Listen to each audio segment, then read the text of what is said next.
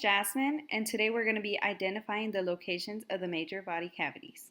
So before we get started on identifying the locations of the major body cavities, I want to put the purpose of the body cavities. And the purpose of the body's cavities is to protect the organs. So now let's get started.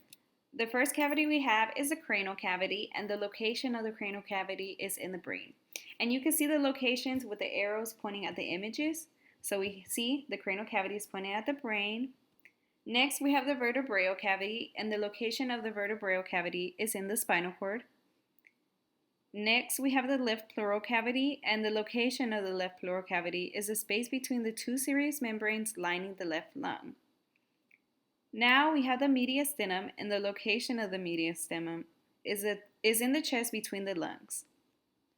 Next, we have the right pleural cavity, and it's the same as the left, but except this one is lining the right lung instead of the left.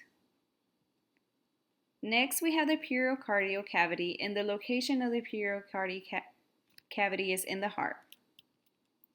Now we have the diaphragm, and the location of the diaphragm is below the lungs. Next, we have the abdominal cavity, and the location of the abdominal cavity is below the diaphragm and above the pelvic cavity.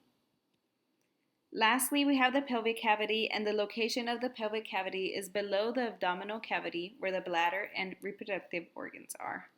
Thank you for watching.